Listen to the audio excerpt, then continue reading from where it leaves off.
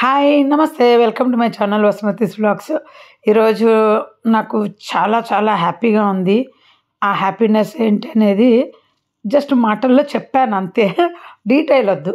ఎందుకంటే నా హ్యాపీనెస్ చెప్పినా ప్రాబ్లమ్ వస్తుంది, నా బాధ చెప్పినా ప్రాబ్లమ్ వస్తుంది. సో ఎందుకంటే కొందరు హ్యాపీనెస్ చూడలేని వాళ్ళు ఉన్నారు, బాధ చూసి నా బాధలను ఏం చేస్తారంటే ఎంజాయ్ చేసేవాళ్ళు కూడా ఉన్నారనమాట. సో అందుకనే నేను వీడియోస్ చేసేటప్పుడు చాలా జాగ్రత్తగా మాట్లాడతాను. మా పిల్లలు చెప్తారు, చూడు నీ ఆనందాన్ని చూసి ఓర్చలేని వాళ్ళు ఎట్లా ఉంటారో, నీ బాధను చూసి సంతోషించే వాళ్ళు కూడా ఉన్నారని నీకు తెలుసు. సో అప్పుడు బాధలు చెప్పడం ఎంత మటుకు కరెక్ట్ అని చెప్తారు మా పిల్లలు. ఎందుకంటే నాకు ఎక్కువ చాలాసార్లు బంధువులతో నేను ఫోన్ మాట్లాడినప్పుడంతా ఏమయ్యేది, నా ఫీలింగ్స్ బయటికి చెప్పేదాన్ని. నేను నవ్వుతూ ప్రజెంట్ ఉన్నా కానీ నా బాధ బయటికి నవ్వుతూనే చెప్పేదాన్ని అనమాట. సో నమ్మేవాళ్ళు కాదు.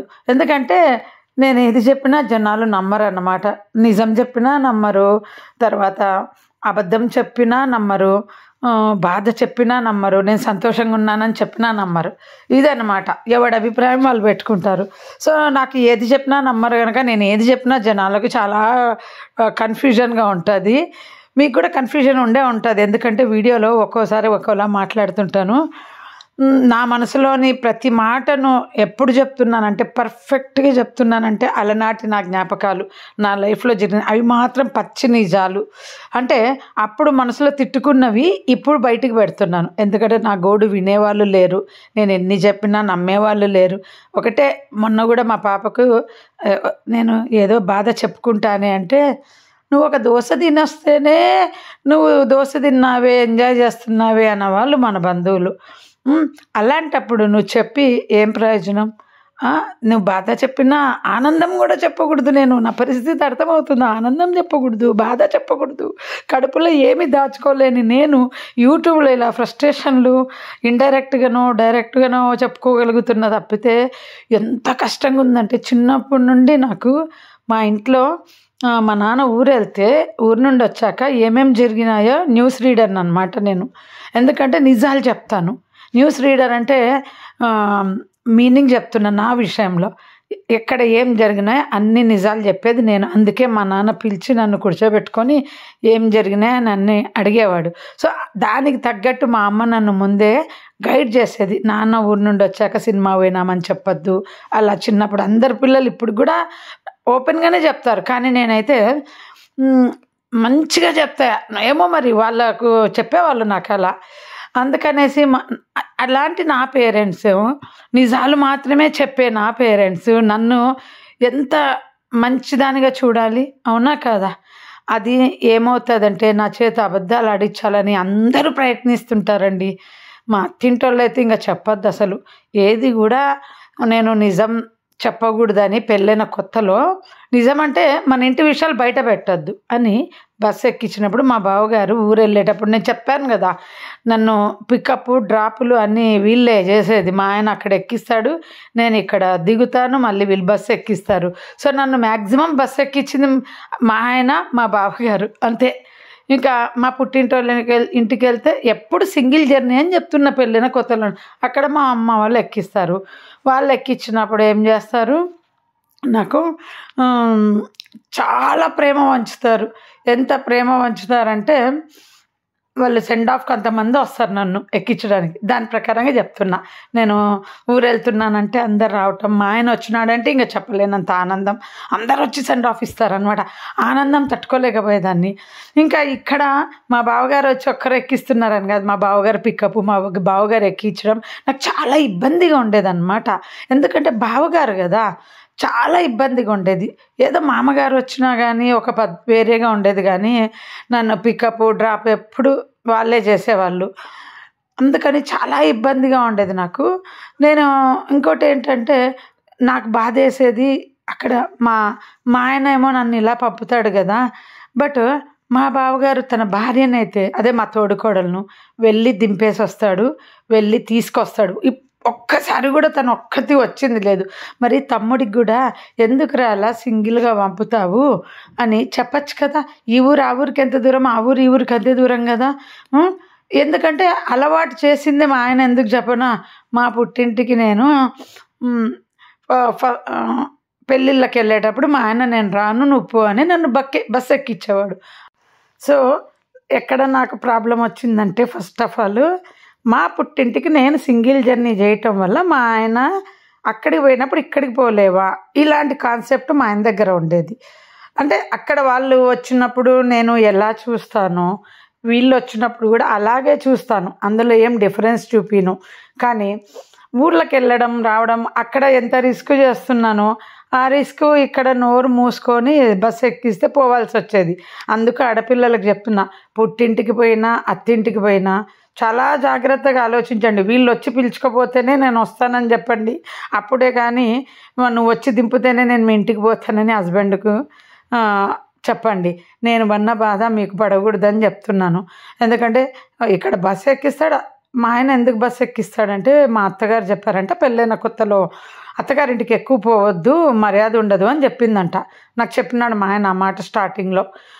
నేను పోయి అడిగింటే ఎట్లా ఉంటుంది, మరి అత్తగారింటికి ఎక్కువ పోవద్దు అంటే అల్లుడు అన్నాక అత్తగారింటికి కూడా పోకూడదా? మరి అట్లా అన్నప్పుడు నేను కూడా పోకూడదు అత్తగారింటికి ఎక్కువ. చెప్పాలంటే నేను ఎక్కువ పోయి నేను తప్పు వాళ్ళ మాట నేను పట్టుకుంటే బాగుండు కదా. ఇప్పుడు అనిపిస్తుంది నాకు, అప్పుడు ఫీలింగ్ ఇప్పుడు చెప్తున్నాను అంటున్నాను కదా. అప్పుడు నేను కూడా మీరు అన్నందుకు రావట్లేదని. ఏంటంటే మా అత్తగారింట్లో ఫంక్షన్ జరిగినా కూడా మా ఆయన రాడు. ఎందుకు రాడు అంటే ఇక్కడికి వస్తే అక్కడికి రావాలి అయ్యిండొచ్చు. మా ఆయన ఇటు రాడు అటు రాడు అన్నమాట. ఇద్దరము రెండు చోట్ల ఎలా సఫర్ అయినామని చెప్తున్నా. ఇటు రాకపోతే వీళ్ళు ఎవ్వరు కూడా రాలేదు అని అన్నారు. ఎందుకంటే నేను పోతాను, వీళ్ళకి నేను వస్తే చాలు పని చేయడానికి. ఇంకా అటు మాత్రం మా ఆయన రాకపోతే నా ప్రాణాలు తీస్తుండ్రు అందరూ. ఏం ఒక్కరోజు లీవ్ పెట్టుకోలేడా, ఒక్కరోజు లీవ్ పెట్టుకో. మా ఆయన ఎంత బ్రతిమలాడించుకునేవాడంటే ఇంకా అసలు వాళ్ళకి అసలు అవసరంలో మా ఆయన అంత బ్రతిమలాడము. వాళ్ళకి తెలుసు బాగా బ్రతిమలాడితే అప్పుడు మా ఆయన యాక్సెప్ట్ చేస్తాడని. అందుకని ఇంకా లాస్ట్ ఎన్నోసార్లు బస్సుకు బయలుదేరేటప్పుడు బ్రతిమలాడి ఒక్క పూట పెళ్ళికి వస్తాడండి. వచ్చినా కానీ అంటే రిసెప్షను పెళ్ళి కొడుకు వీటికి వేటికి రాడు, తలంబ్రాలకు వచ్చిపోతాడు అంతే. రిసెప్షన్కి చాలా తక్కువ. అంత పెళ్ళిళ్ళలో నేను సింగిల్గా. మా పిన్నమ్మ అనేది ఎప్పుడు అంటే మా ఆయన పేరున్న అతనే ఉండేవాళ్ళు. మా బాబాయి ఏమనేదంటే ఇద్దరు గోపాల్, అదే మా బాబాయ్ పేరు కూడా గోపాలు, వస్తూ ఇద్దరు గోపాల్ భార్యలు ఎప్పుడు సింగిల్గా వస్తుంటారు అని అనింది. ఆయన తను మాత్రమే బిజీగా ఉన్నట్టు బిహేవ్ చేసేవాడు. మా ఆయన కూడా సేమ్ అలాగే అన్నమాట. సో ఆ డైలాగ్ నాకు అప్పుడు ఎప్పుడు అంటే బాధ అనిపించేది. అంటే మా పిన్నమ్మ అనిందని బాధ కాదు, మా బంధువులందరూ జంటలతో వస్తుండ్రి, నేను ఒక్కదాన్ని పెళ్ళిళ్ళకు సింగిల్గా పోయేదాన్ని. ఏదో ఒక పెళ్ళికి మా ఆయన కరిగించేవాడు. నేను ఎప్పుడు అనేదాన్ని మా ఆయనకు వాంగిబాత్ కలుపుతున్నాండి, ఏమో అనుకున్నారు. రెగ్యులర్గా మా వంట మనం తినలేము కదా. సో అన్నం చేసి పొద్దున చిన్నదానికి వాంగిబాత్ కలిపించి పంపించి మేము బ్రేక్ఫాస్ట్కి అదే తిన్నామన్నమాట. ఇంకా మా ఆయనను ఎప్పుడంట పెద్ద క్యానాన్ కంపెనీనే నువ్వు పెట్టింటే అసలు నీకు అన్నం తిని ఎప్పుడు అన్నం కూడా తినకుండా వాపస్ తెస్తాడనమాట. పెద్ద కంపెనీకి నువ్వు ఓనర్ అయింటే ఇంకెంత బిజీగా ఉందివో అనేసి. ఏది అప్పట్లో ఇంజనీర్గా ఉన్నప్పుడు. అంటే మా వారు వర్క్ అంత బాగా చేసేవాళ్ళు అన్నమాట. లీవ్ తీసుకోకుండా వర్క్ చేసేవాళ్ళు. ఎందుకంటే లీవ్ తీసుకుంటే శాలరీ కట్ అవుతుంది కదా, అందుకు. ఇవన్నీ కూడా బడ్జెట్లోకి వస్తాయి కదా మనకు. సాటర్డే వర్క్ చేస్తే కూడా హైదరాబాద్లో అప్పట్లో 1 డే శాలరీ ఏమో వస్తుందని మా ఆయన సాటర్డే లీవ్ తీసుకునేవాడు కాదు. ఏమనేవాడంటే ఇంట్లో ఉంటే నాకు డబ్బులు వేస్ట్ కదా, అందుకని పోతే అర్జెంట్ అయినప్పుడు ఎమర్జెన్సీ అయితేనే తీసుకుంటారు. ఆ మాట చెప్పినప్పుడు ఒకరోజు శాలరీ అంటే ఎవరికైనా ఇబ్బందే కదా. సో నేను ఏమనేదాన్ని కాదు. కానీ బంధువులు వచ్చినా మేము వచ్చినా లీవ్ పెట్టుకోలేదు అది ఇది అనేవాళ్ళు. అయినా కానీ మా ఆయన పట్టించుకునేవాడు కాదనమాట. అంత బిజీగా ఉండేవాడు. ఆయన వర్క్ ఇంపార్టెంట్. స్టిల్ ఇప్పుడు కూడా మా ఆయన వర్క్ అదే రేంజ్లో చేస్తున్నారండి. అదే రేంజ్లో వర్క్ చేస్తే నేను నడిచినానమాట. ఇంకా ఒకప్పుడు అలాగే చేసావు, ఇప్పుడైనా లైఫ్లో కొంచెము ఇంపార్టెన్స్ ఈ లైఫ్ అయిపోయింది మనది. మ్యాక్సిమం 70% లైఫ్ అయిపోయింది. ఇంకా వర్క్ అనేది యాప్. మన పిల్లలు మనతో ఉన్నంత కాలము మనము ఇలా బిజీ అయిపోతాం. రేపొద్దున ఏం చేస్తాము, పిల్లలను నాతో స్పెండ్ చేయలేదు, నన్ను చూడటానికి రాలేదు అని అందరి పేరెంట్స్ లాగా మనం కూడా ఫీల్ అవ్వాల్సి వస్తుంది అనేసి మేము చాలా ఎక్కడికన్నా అవసరం ఉంటే మేము కంపల్సరీ మా ఆయనతో లీవ్ పెట్టిస్తామన్నమాట. సో ఎప్పుడైనా పేరెంట్స్ అందరికీ చెప్తున్నాను, మనం పిల్లల్ని పెంచుతున్నప్పుడు మనం ఎంత మటుకు పర్ఫెక్ట్గా పెంచినామో ఆలోచించండి. మన పిల్లల్ని మాత్రం ప్రపంచంలో చెడ్డవాళ్ళగా చూపిస్తున్నారు అందరూ. యూట్యూబ్లో కానీ పబ్లిక్లో కానీ ఎందుకంత చెడ్డవాళ్ళలాగా పిల్లల్ని పబ్లిక్లో చూపిస్తున్నారు?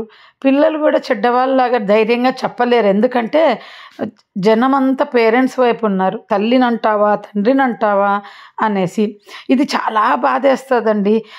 నేను చాలామంది నాతో పర్సనల్గా మాట్లాడినప్పుడు అందరూ నాలాగే నేను కూడా మా తల్లిదండ్రుల మీద కంప్లైంట్తోనే ఉన్నాను. వాళ్ళు కూడా కంప్లైంట్లు ఇస్తారు. కాకపోతే ధైర్యంగా ఎవ్వరు బయటికి చెప్పలేరు. ఎందుకంటే పేరెంట్స్కు అంత పవర్ఫుల్ అన్నమాట.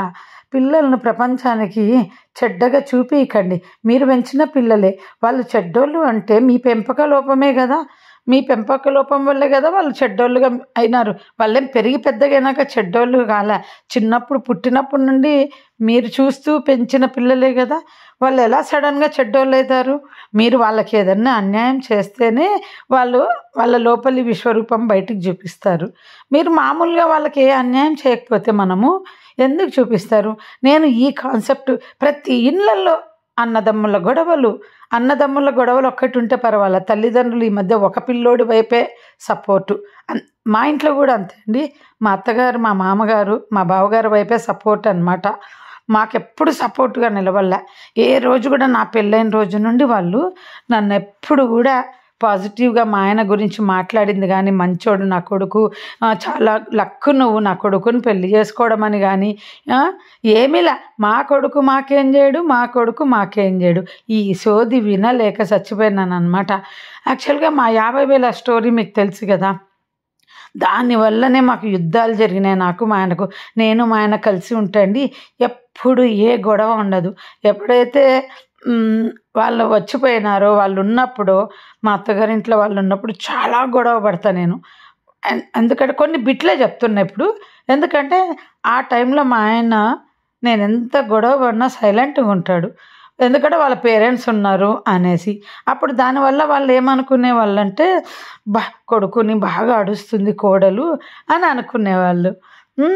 సో ఇంకా వాళ్ళకేమి అప్పుడు కొడుకు మీద ప్రేమ పెరగాలి కదా. మా కొడుకుని రాసి రంపాన పెడుతుందని అనుకోవచ్చు కదా, ప్రేమ పెంచుకోవచ్చు కదా.